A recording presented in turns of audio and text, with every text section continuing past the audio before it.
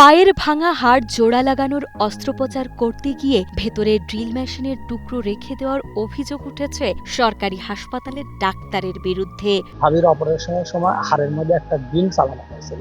ড্রিলের যে মাথা থাকে সেটা ওই হাড়ের মধ্যে ভেঙেছিল, সেটার কারণে ভাবির পায়ে পছন্দ করে।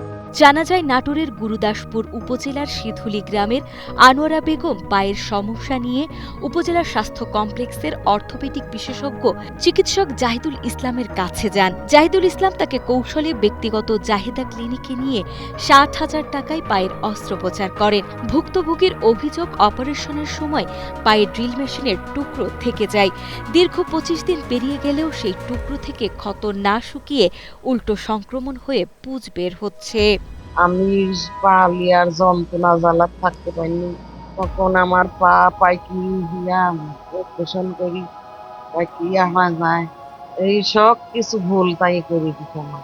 তখন আমার পা আর বাঁচে না, আমার পাই থাকে, আমার পাই কাটা লাগতে থাকে। আমার ওয়াইফে ডাক্তার জাহিদুল ইসলাম যে ভুল চিকিৎসার কারণে আমাদের পাটা কেটে ফেলে লাগে।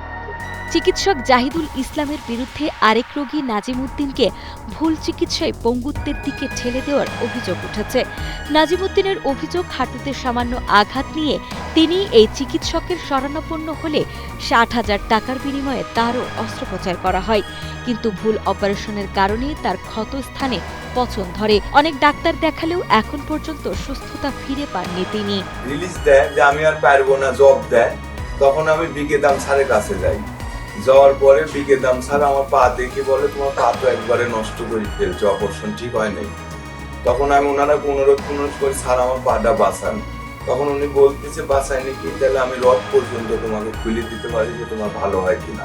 ভুল অস্ত্রোপচারের ব্যাপারে আরেক ভুক্তভোগী জোহরা বেগমেরও একই অভিযোগ। তার অভিযোগ, হাতের একটি সমস্যা নিয়ে তিনি জাহিদুলের কাছে অস্ত্রোপচার করাতে গিয়ে আজ প্রায় পঙ্গু হওয়ার পথে। ডাক্তার কাছে অপারেশন করেছি, করার পর এখন অপারেশন ঠিক হয় না, আমি ঘুম পাড়তে পারি না, হাতের যন্ত্রণা টাকা দিতে সবসময় থাকে। এদিকে অভিযুক্ত এই চিকিৎসকের বিরুদ্ধে এর আগেও ভুল অস্ত্রোপচার করে রোগী মেরে ফেলার মতো গুরুতর অভিযোগ রয়েছে। তবে চিকিৎসক জাহিদুল জানান, এগুলো ভুল বা অপচিকিৎসা নয়, বরং এটি রোগীভেদে শারীরিক অবস্থার কারণে হয়ে থাকে। যেগুলো অভিযোগ উঠছে এগুলো আসলে অপচিকিৎসা বা ভুল চিকিৎসা নয়, এগুলো কমপ্লিকেশন অফ ফ্র্যাকচার। যে কোনো সার্জারিতে ফ্র্যাকচারের কমপ্লিকেশন আছে এবং শেষ পর্যন্ত কমপ্লিকেশন এমনও হয় যে সেটা নন ইউনিট পর্যন্ত হয়, জোড়াই লাগে না।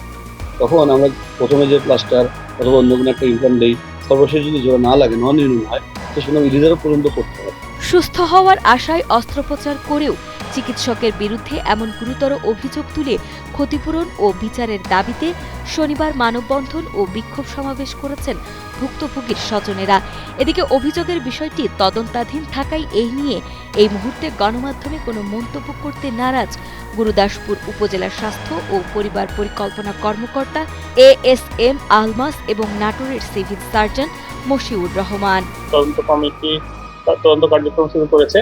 আমরা আশা করি যে সেখানে সত্য মিথ্যা উঠে আসবে, সেখানে রোগী কতখানি ক্ষতিগ্রস্ত, ডাক্তারের কতখানি ভুল ছিল, এগুলো সবই উঠে আসবে এবং আমরা সেই অনুযায়ী ব্যবস্থা গ্রহণ করব।